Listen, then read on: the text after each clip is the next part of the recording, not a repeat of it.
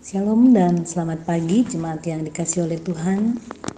Kita mengucap syukur kepada Tuhan. Hari ini kasih Tuhan sungguh menopang kita, boleh memberikan lagi kehidupan yang baru untuk kita jalani. Dan tentu kita bersyukur itu semua karena kasih sayang Tuhan yang tak pernah berkesudahan dalam kehidupan kita. Kita siapkan hati dan pikiran kita untuk mendengarkan firman Tuhan sebelum kita beraktivitas di hari ini, Rabu 24 November 2021. Mari kita berdoa. Tuhan, kami mengucap syukur dan sangat mensyukuri firman Tuhan yang selalu hadir dan memberikan kami penguatan, terlebih tuntunan untuk menjalani kehidupan ini. Bersabdalah Tuhan, kami telah siap untuk mendengarkan firman-Mu. Dalam nama Tuhan Yesus kami berdoa. Amin. Yeskel pasal 29 ayat 1 sampai 16. Nubuatan melawan Mesir dan Firaun.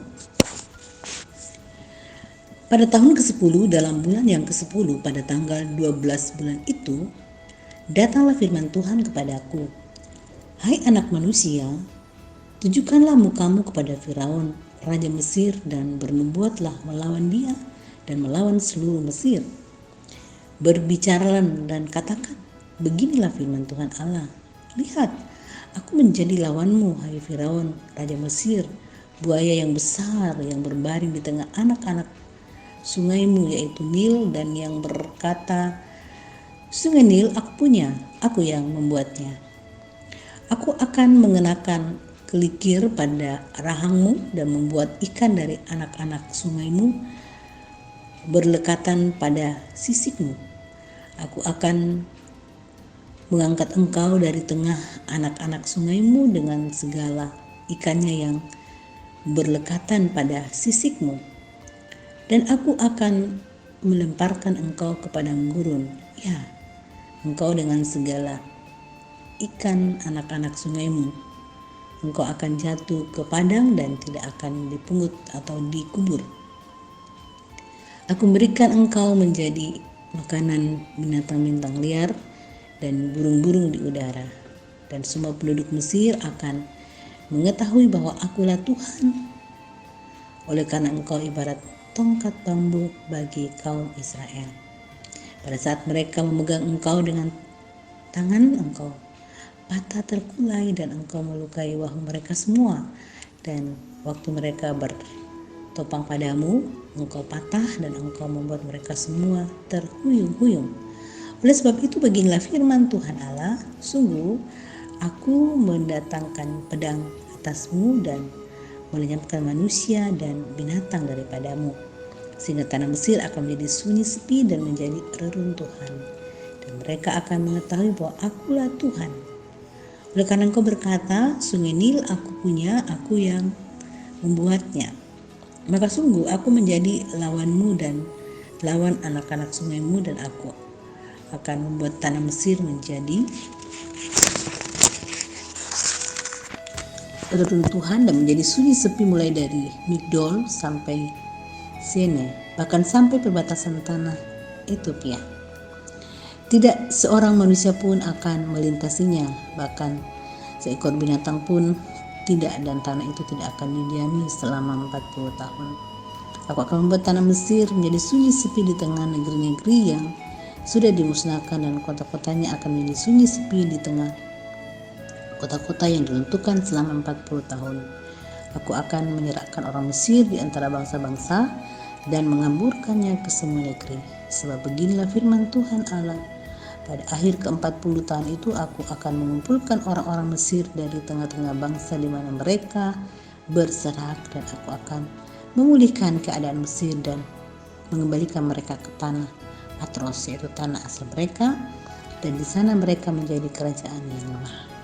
Di antara kerajaan-kerajaan itu akan yang paling lemah dan tidak akan dapat meninggikan dirinya lagi di atas bangsa-bangsa lain. Aku akan membuat mereka begitu lemah sehingga mereka tidak akan memerintah bangsa-bangsa lagi. Dan bagi kaum Israel, mereka tidak lagi menjadi kepercayaan yang mengingatkan kesalahan Israel. Kalau Israel berpaling kepada mereka untuk meminta pertolongan, dan Mesir akan mengetahui bahwa akulah Tuhan Allah. Amin. Yesuslah Raja andalanku. Mengandalkan kekuatan, materi, kecerdasan, atau bahkan sesuatu yang lebih pada diri itu yang wajar-wajar saja. Akan tetapi perlu disadari bahwa semua itu ada batas dan masanya. Terlena pada pengandalan akan sesuatu yang sifatnya fana dapat membawa kehancuran pada masa yang akan datang.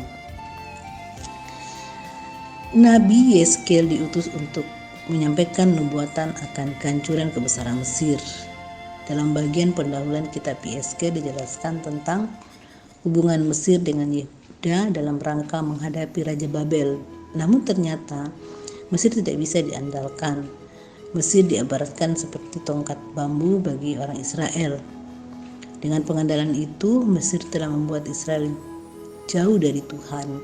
Kejayaan Raja Mesir telah membuatnya menyombongkan diri. Itu awal dari kejatuhannya. Ia menyangka bahwa dialah yang membuat sungai Nil, dan itu berarti melawan Tuhan pencipta semesta. Atas kecongkakannya, maka Tuhan akan mendatangkan hukuman kepadanya dan membuat tanah Mesir akan menjadi reruntuhan yang menjadi sunyi sepi. Maka mereka akan mengetahui bahwa Tuhanlah sang penguasa atas semesta ini. Mesir merupakan lambang kekuatan dan kejayaan pada zamannya, tetapi apa yang tampak di mata manusia bukanlah kekuatan sebenarnya.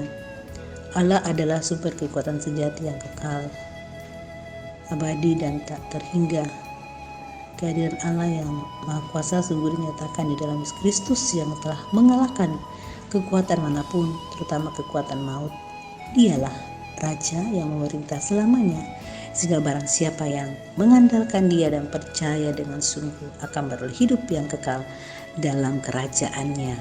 Amin. Mari kita berdoa. Terima kasih banyak ya Bapa, firman-Mu sungguh mengokohkan kami.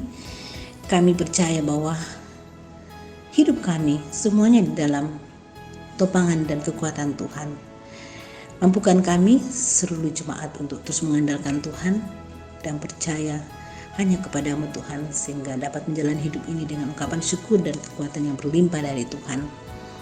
Pada pagi hari ini kami berdoa untuk keluarga-keluarga kasih kami, keluarga Bapak Markus Patiung, keluarga Bapak Henry Purwaning Pasulu, keluarga Bapak Edison Peritonga, keluarga Bapak Samuel Ruse, keluarga Bapak Yanis Bangkit, keluarga Ibu Irma Pak Bunga.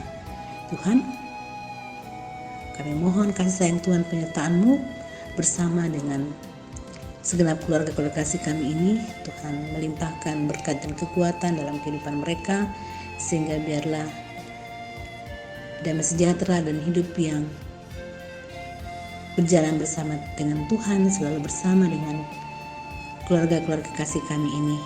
Mendoakan bagi jemaat yang sakit, Tuhan menyatakan kemurahan dan kasih-Mu, sehingga pemulihan yang sempurna dari Tuhan Engkau menyatakan.